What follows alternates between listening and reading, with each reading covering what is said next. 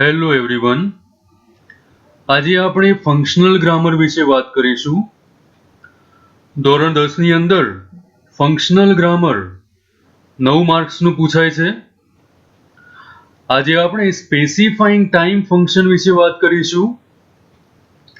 યાદ રાખો, વાક્યમાં ક્રિયાપદને વેનથી પ્રશ્ન પૂછવાથી જે જવાબ મળે તેને સ્પેસિફાઈંગ ટાઈમ કહેવાય છે. એટલે કે જ્યારે પણ સેન્ટેન્સમાં વેનથી પ્રશ્ન પૂછીશું ત્યારે આપણને જવાબમાં સમય જ મળશે, ટાઈમ જ મળશે. જ્યારે પણ સેન્ટેન્સને વેનથી પ્રશ્ન પૂછીશું ત્યારે આ પ્રકારના જવાબ મળી શકે છે, જેમ કે નાઉ. નાઉ એટલે અત્યારે, ટુડે એટલે આજે, યસ્ટરડે એટલે ગઈકાલે, ટુમોરો આવતીકાલે.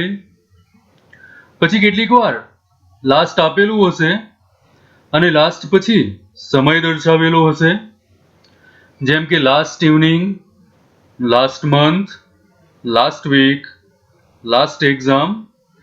આ રીતના આન્સર મળે તો પણ તેને સ્પેસિફાઈંગ ટાઈમનું જ સેન્ટેન્સ સમજવું.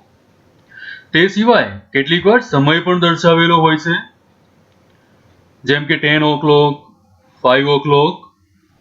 અને કેટલીક વાર આપણને આન્સરમાં મહિનો પણ મળી શકે, જેમ કે લાસ્ટ મંથ,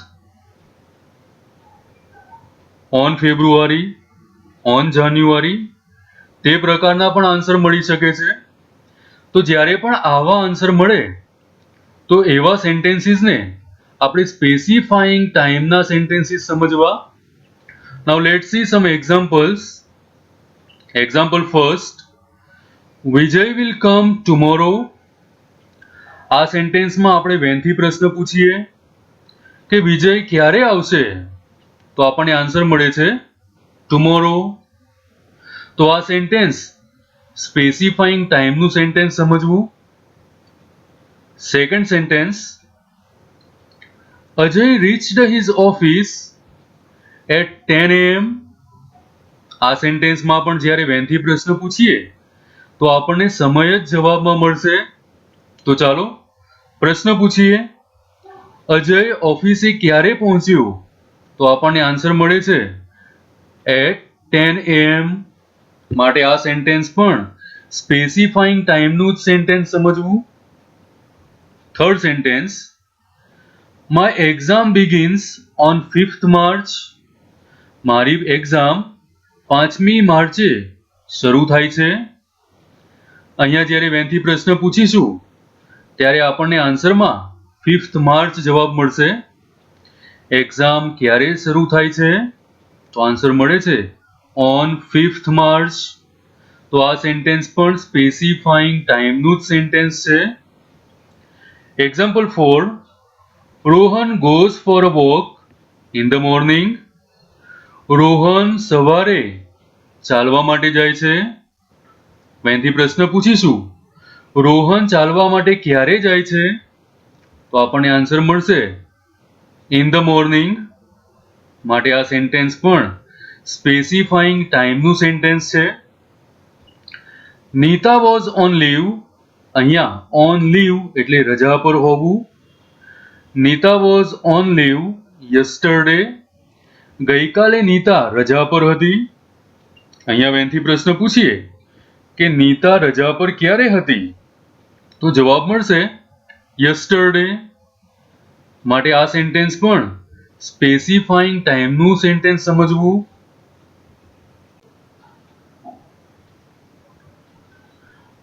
હવે આપણે સ્પેસિફાઈંગ ટાઈમ ફંક્શનના સેન્ટેન્સને કમ્પ્લીટ કેવી રીતે કરવા તેની પ્રેક્ટિસ કરીશું. એક્ઝામમાં આ રીતે કોઈ અધૂરું વાક્ય આપેલું હશે અને સેન્ટેન્સ પછી બ્રેકેટમાં ફંક્શનનું નામ આપેલું હશે. તે જ ફંક્શનનો ઉપયોગ કરી આ સેન્ટેન્સને કમ્પ્લીટ કરવાનું રહેશે. સ્ટુડન્ટ્સ, આ એક્સરસાઇઝ ત્યારે જ આવડશે જ્યારે તમને ફંક્શન બહુ સરસ રીતે આવડતું હશે. Now let's see answer. My father goes to office at 10:30 AM મારા ફાધર 10:30 ઓફિસે જાય છે. અહીંયા સ્પેસિફાઈંગ ટાઈમ ફંક્શનનો ઉપયોગ કરી સેન્ટેન્સને કમ્પ્લીટ કરવાનું છે. માટે આપણે અહીંયા કોઈ સમય જ લખવાનું છે જેથી આ સેન્ટેન્સ કમ્પ્લીટ થઈ શકે. અહીંયા કોઈ 11 AM પણ લખી શકે છે, કોઈ 10 o'clock પણ લખી શકે છે.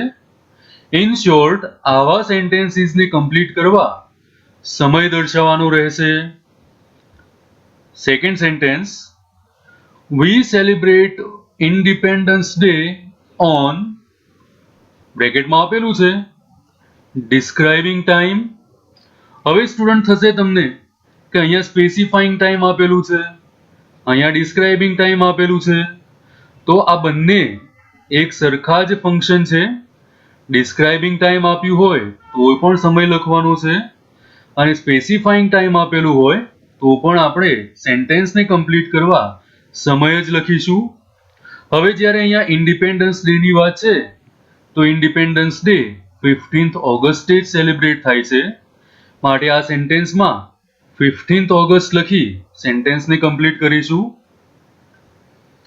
Third example, the school will reopen on, reopen એટલે ફરીથી ખુલવું.